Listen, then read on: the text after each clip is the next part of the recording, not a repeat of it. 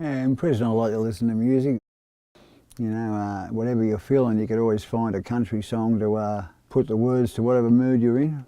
Usually if you're feeling a little bit blue or a bit down, you'd always find some country song to make you laugh or cheer you up.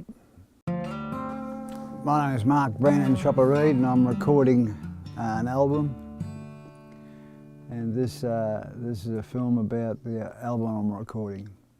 Yippee-yi-yi, yippee-yi-yo! I was born in Carlton in Melbourne in November 17th, 1954.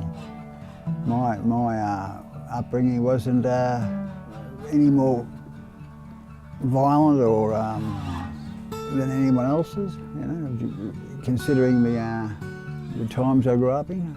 My mother was a devout Seventh-day Adventist. You can imagine the music I grew up with was all hymns.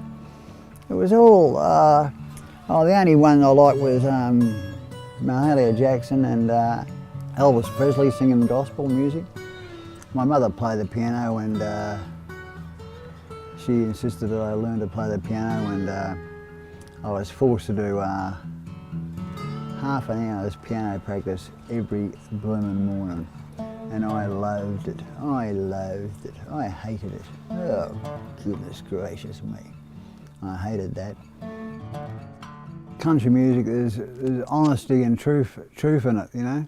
I like the fact that you can understand the words. Cool Hand, the music Cool Hand Luke in 1967.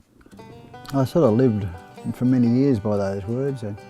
I'll carry the ranger freezers as long as I got my plastic cases sitting on the dashboard of my car. I was 17. 16 when I went to the boys' home, and 17 when I went to prison. Altogether I did 23 years, 9 months. I've killed between 4 and 7 people, depending on the way you look at it. I mean, if you've been helped out by another person, you can't take all the blame yourself, can you? We used to kidnap well-to-do crooks, persuade them to part with their ill-gotten gains and give it to me. Well, we used to take their shoes off and tickle their toes with a handheld blowtorch. It was the only option left over to me. I couldn't join any of the services because I had flat feet. Flat feet. I've had a bad liver, and then I got cirrhosis of the liver, and then I get these 3 arteries growing from the liver. They said if they burst, you can bleed to death, right? I stayed in hospital for a few days and got out of hospital. And then I went to, about 6 months later, 12 months later, I've gone to see this professor and give me a CT scan. They said, oh, all the tumours have grown back and you've got one as big as an apple growing on your adrenal gland. I didn't see one as big as an apple. They showed it to me. I said, it looks more like as big as a plum, not an apple. An apple's that big, a plum's that big. I said, where do you buy your apples from? Said the doctor. She was a professor, you know. I said, when's the last time you bought an apple? I said, you know, I said, they're not as, I said, an apple's as big as your fist. I said, I've got nothing as big as my fist going on my adrenal gland. This is looks more like the size of a small plum.